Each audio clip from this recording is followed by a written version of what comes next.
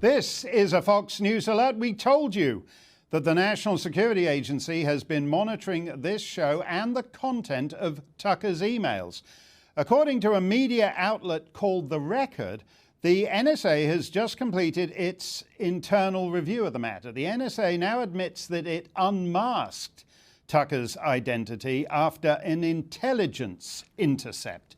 By law, the identities of American citizens are concealed when they're caught up during foreign intelligence gathering.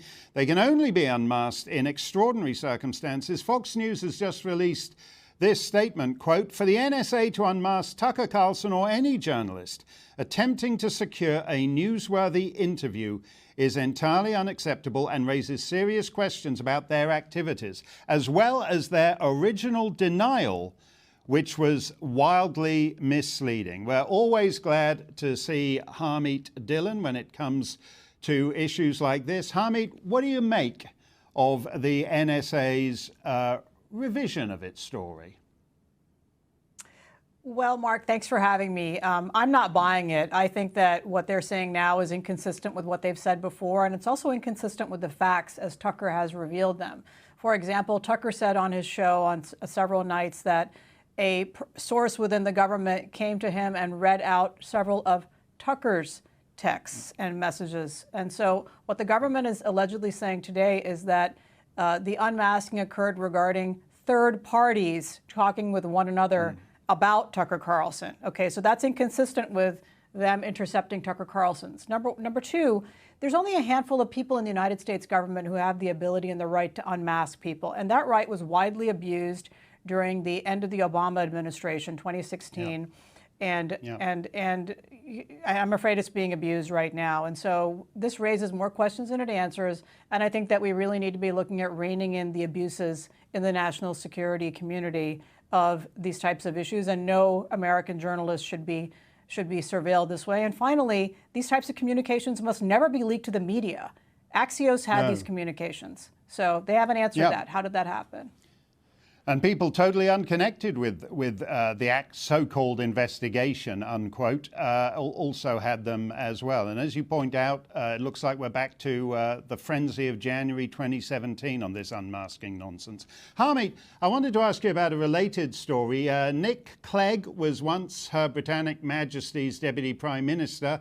Now he's a senior executive at Facebook. He recently appeared on a podcast with an ex-Biden guy called Andy Slavitt. And at one point, Slavitt prodded Clegg to start censoring this show. Here's how Nick Clegg responded. And look, on Tucker Carlson, I think he and his team don't like it, but we've demoted and labeled a video that he and his team have posted on the Tucker Carlson Tonight Facebook page. I remember there was a report about a teenager's adverse reaction to the vaccine, and we demoted that and labeled it. We didn't remove it, and that gets us into a lot of hot water, because he's a very articulate advocate for his viewpoint, and he's got a lot of ardent supporters, and they kind of say, Facebook shouldn't do that. How dare you?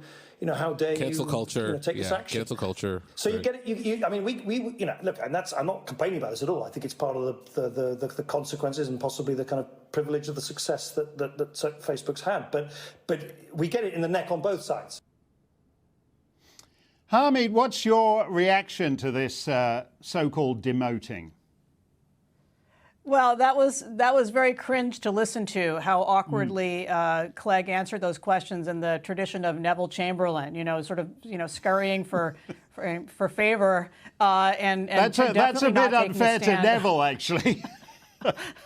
I would say full retreat, but yes, definitely seeking accommodation with the enemy, if you will, which is typically the government, is typically something that private companies want to stay away from. But the successive administrations have put a lot of pressure on social media companies, so naturally they're very sensitive to pressure from the government. And where you have the administration Biden calling Mark Zuckerberg a stone cold killer, casually for not suppressing enough, you naturally have the circumstance where these companies are going to feel a lot of pressure to do it, and they do. And we've had it not just only in this vaccine setting, but also in the election law setting. And I've got a lawsuit pending against the state of California for censoring speech regarding the election and taking down people from Twitter, and other secretaries of state are doing this as well. So this is widespread. We don't even know the extent of it. It is dangerous, and it is barred by the First Amendment. And so I expect to see a lot more litigation on this issue.